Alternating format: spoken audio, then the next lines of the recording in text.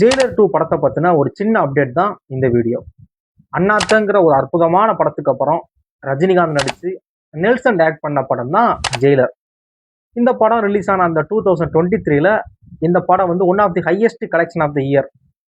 இந்த படத்தோட சக்சஸ்க்கு காரணம் என்னன்னு பாத்தீங்க அப்படின்னா, ரஜினிகாந்தோட அந்த டிஃப்ரெண்டான ஒரு மேனரிசம் இருக்கிற மாதிரியான கேரக்டர், அது போக படத்தில் நடிச்ச ஒவ்வொரு கேஸ்ட் அண்ட் க்ரூ, படத்தோட கேமியோஸ், மோகன்லால், சிவராஜ்குமார் இவங்களோட கேமியோஸ், படத்துல அனிருத்தோட மியூசிக் அப்படின்னு சொல்லி ஒரு டீம் எஃபோர்ட் தான் அந்த படத்தோட சக்சஸ்க்கு காரணம்.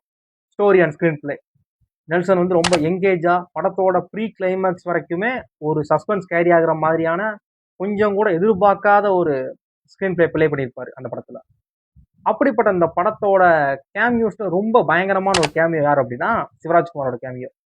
படத்துல அவரோட அந்த ஸ்கிரீன் ஸ்பேஸே ரொம்ப கம்மியா தான் இருக்கும். ரொம்ப கம்மியான ஒரு ஸ்கிரீன் ஸ்பேஸ்லயே ஒரு பயங்கரமான ஒரு மாசை கிரியேட் பண்ணிட்டு போயிருப்பாரு. அதுவும் அந்த கிளைமேக்ஸ்ல அங்க மூணாவதா ஒருத்தன் இருப்பான் அப்படின்னோடனே கையில சின்னதா ஒரு டிஷ்யூ பாக்ஸை வச்சுக்கிட்டு வாயில ஒரு பெரிய சூட்டை இழுத்துக்கிட்டு வரதெல்லாம் முடிஸ்டாப்ல தியேட்டர் பிளாஸ்ட் தான் அந்த சீனுக்கு.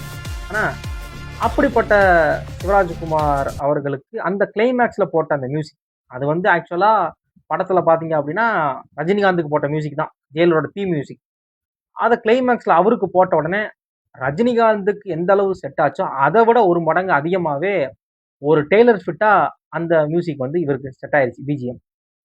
அப்படிப்பட்ட அந்த மாஸ் கிரியேஷன் இருக்குல்ல ஜெயிலர்ல, அவர் சிவராஜ்குமாரோட வர்மா கதாபாத்திரம் இப்ப ஜெயிலர் 2லயுமே அவர் நடிக்கிறாராம். ஜெயிலர் 2லயுமே நான் இருக்கேன், ஆல்ரெடி ஒரு நாள் ஷூட்டிங் முடிஞ்சு, இன்னொரு நாள் வந்து நடிக்கணும், இது போக ஜனவரிக்கு அப்புறம் 3 நாள் ஷீட் கொடுத்துருக்கேன், கிட்டத்தட்ட 5 நாள் கால் ஷீட் இந்த படத்துக்கு நான் கொடுத்துருக்கேன். ஜெயிலரை கம்பேர் பண்றப்ப இந்த படத்துல என்னோட ஸ்கிரீன் ஸ்பேஸ் வந்து அதிகமா இருக்கும் நான் நம்புறேன் அப்படின்ட்டு இருக்காரு.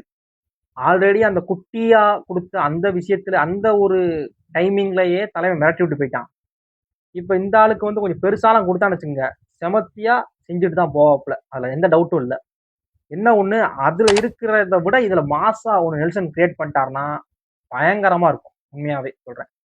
இந்த ஒரு விஷயம் உங்களுக்கு இதுக்கு முன்னாடி தெரியுமா தெரியாதா அப்படிங்கிறதையும், உங்க ஃப்ரெண்ட் தெரியாது அப்படின்னா உங்க ஃப்ரெண்ட்ஸ் அண்ட் வீடியோ ஃபேமிலிக்கு இந்த ரீலை ஷேர் பண்ணுங்க. வேற ஏதாவது அப்டேட் எதுவும் கிடைச்சா உண்மையான தகவலை மட்டும் பகிரப்படும் இங்க.